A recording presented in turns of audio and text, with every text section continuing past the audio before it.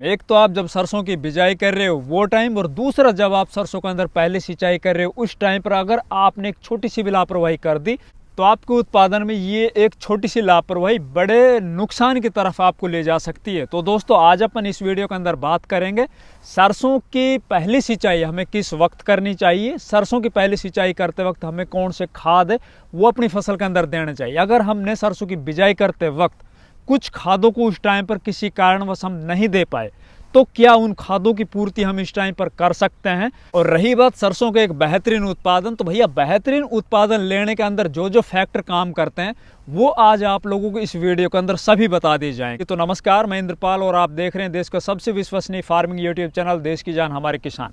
दोस्तों अगर अभी तक आप लोगों ने इस चैनल को सब्सक्राइब नहीं किया है तो प्लीज चैनल सब्सक्राइब कर लीजिए और साथ ही वीडियो को लाइक और दूसरे किसान भाइयों तक भी शेयर कीजिए। सबसे पहले अपन बात करते हैं भैया सबसे मेन टॉपिक कि सरसों के अंदर पहली सिंचाई हमें किस समय करनी चाहिए। अक्सर इस भ्रम में रहते हैं किसान, उनको पता नहीं होता कि भैया पहली सिंचाई हमें किस टाइम पर करनी। और सरसों के उत्पादन में सबसे बड़ा फैक्टर होता है पहली सिंचाई। अगर आपने सही समय के ऊपर पहली सिंचाई की है ना तो पौधे का जो स्ट्रक्चर है वो इतना ताकतवर बन जाता है, उसके अंदर जो तना है वो इतना मोटा हो जाएगा। जितना ज़्यादा तना मोटा होगा उतना ही पौधे के अंदर ब्रांचेज ताकतवर निकलेंगी और वो ब्रांचेज आगे चल के फलियों के अंदर कन्वर्ट होगी। तो भैया अगर अपन दिन की बात करें कि सरसों की हमने जो बिजाई की थी उससे कितने दिन बाद हमें पहली सिंचाई करनी है, तो उसका सही समय होता है 25 दिन से और 35 दिन के बीच में। लेकिन इसके विपरीत अगर आपके खेत की जो मिट्टी है वो रेतीली है, उसके अंदर नमी ज़्यादा दिन तक स्टोर नहीं रहती है, तो आपको पहले सिंचाई करनी पड़ेगी। दूसरा, जब आपने सरसों की बिजाई की थी उस टाइम पर खेत में नमी इतनी ज़्यादा नहीं थी, मतलब जो बरसात की नमी थी उसी को आपने सहेज के और अपने खेतों के अंदर सरसों की बिजाई कर दी। उस टाइम पर आप पड़ेवा नहीं कर पाए तो भैया आपको देखना है दिन के अंदर अगर सरसों के पौधे कुलमुला जाते हैं, वो घबरा जाते हैं, वो मुरझा जाते हैं। दूसरा, पौधों को जो रंग है वो हरे की बजाय आपको नीला दिखाई दे रहा है। पौधे को जो इस टाइम पे तना है वो फूलने की बजाय वो बिल्कुल पतला होता चला जा रहा है, एक सींग की तरह से वो ऊपर की तरफ चल रही। तो आपको बगैर देरी किए, चाहे आपकी सरसों की फसल 15 दिन की हो, 18 दिन की हो, 20, 22, 25 दिन की हो, उसी टाइम पर आपको अपने खेतों के अंदर सिंचाई कर देनी। आपको इस चीज़ का इंतजार नहीं करना है कि भैया 25 से 35 दिन आएंगे या 40 दिन आएगा तभी हमें सिंचाई करनी। देखिए जिस तरह से ये हमारा खेत है, इसके अंदर सरसों की बिजाई के बाद 27-28 दिन हो चुके हैं। ये जो स्ट्रक्चर आप लोग देख पा रहे हो ये एकदम माकूल है, एकदम सही। अगर इसके अंदर हम 2-4 दिन लेट करते हैं तो भी हम सरसों के उत्पादन को प्रभावित करेंगे। दूसरी बात, अगर आपने अपने सरसों की बिजाई करते वक्त आपके खेत के अंदर बहुत ज़्यादा नमी थी, उस टाइम पर आपने जल्दबाजी में हड़बड़ी में सरसों की बिजाई कर दी, भाई सरसों के जो पौधे हैं उस टाइम पर जर्मिनेट अच्छे हो गए। 2-4-5 दिन 10 दिन तक पौधा है बहुत अच्छे से वो सर्वाइव किया, अच्छी उसकी ग्रोथ थी। दूर से देखने के अंदर पूरा खेत हरा भरा दिखाई दे रहा था। लेकिन फिर क्या देख रहे हैं कि अचानक धीरे धीरे पौधे को जो इस टाइम पर उसका तना वो लगातार पतला होता चला जा रहा है। बिल्कुल उसके अंदर पौधे को जो रंगत है वो नीली पड़ती चली जा रही है। क्योंकि भैया अगर आपने ज़्यादा नमी के अंदर भी सरसों की बिजाई की है ना, तो जिस खेतों के अंदर ज़्यादा नमी होती है, विशेषकर वो खेत जो बिल्कुल चिकने होते हैं ना, अगर उसके अंदर आपने खेत को अच्छे से मिट्टी भुरभुरी नहीं बनाई बुआई करते वक्त, तो उसके अंदर क्या होगा, बहुत जल्दी नमी है वो सूख जाएगी। तो उसके अंदर भी आपको 2-4 दिन पहले अपने खेतों के अंदर सिंचाई कर देनी है। वो आपको अपनी फसल की देख के कि फसल क्या हमारे फिलहाल क्या स्थिति परिस्थिति उस हिसाब से।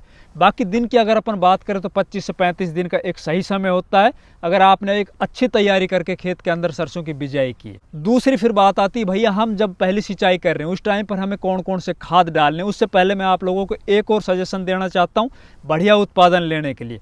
अगर आपके खेत के अंदर गहरी सरसों है, मतलब आपने जब सरसों की बिजाई की उस टाइम पर सीड रेट ज़्यादा रखा था, आपके खेत के अंदर जो सरसों के पौधे हैं ना वो पास पास है बहुत ज़्यादा, इस टाइम पर तो आपको वो पूरा खेत बहुत अच्छा लग रहा होगा, बहुत एकदम हरा भरा भरा दिखाई दे रहा होगा।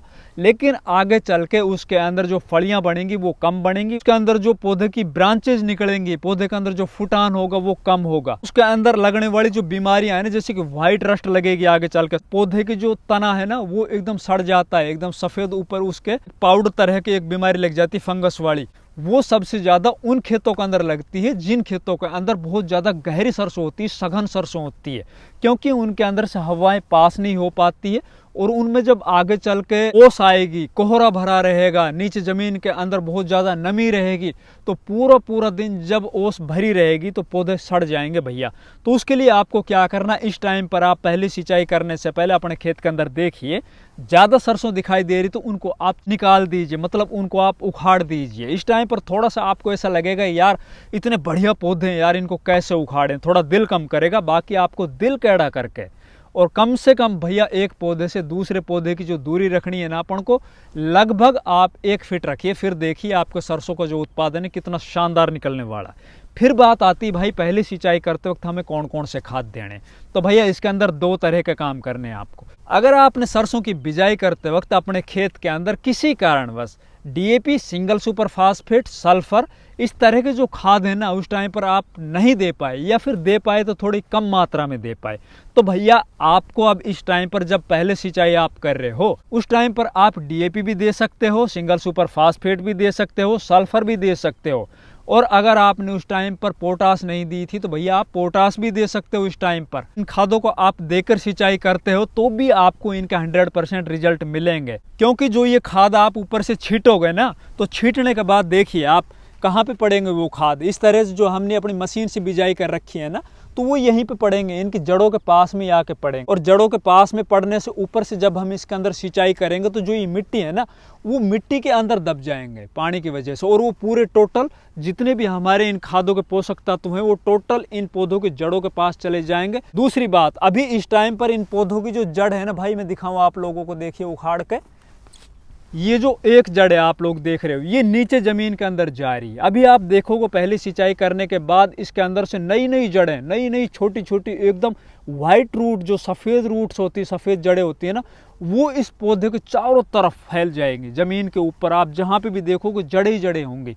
तो भैया इस टाइम पर अगर आप DAP, single super phosphate, sulphur, इन खादों को देते हो तो इनका 100% आपको अभी भी रिजल्ट मिल सकते हैं। अगर आपने सरसों की बिजाई करते वक्त DAP, single super phosphate, potash, sulphur, इस तरह के खाद आपने उस टाइम पर पूरी मात्रा में दे दिए थे, तो इस टाइम पर आपको केवल और केवल यूरिया और जिंक, इन दोनों को आप मिक्स करके और डाल सकते हो। यूरिया है ना वो लगभग आपको 50 किलो 1 एकड़ जमीन का बता रहा हूँ। रही बात जिंक की, तो 21% वाली जिंक है ना, वो 10 किलो से 15 किलो आप ले सकते हो 1 एकड़ जमीन में।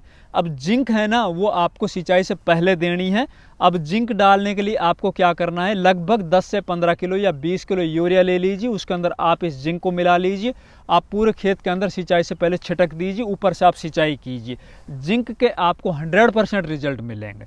बची हुई जो आपकी यूरिया की मात्रा है वो आप सिंचाई करने के बाद ऊपर से डालिए, ताकि यूरिया है जो आपका जो खाद है वो लिंचिंग ना हो, नीचे ज़मीन के अंदर, नीचे गहराई में ज़्यादा ना जाए, उसके 100% रिजल्ट मिल जाए। इसके बाद फिर जैसे ही हमारी फसल के अंदर पहले सिंचाई की हमें 2, 4, 5 दिन हो जाए, खेत के अंदर हम अच्छे से घुस सकें, उस टाइम पर आपको एक और काम करना है, एक स्प्रे करनी है NPK 19-19-19 या 20-20-20 की।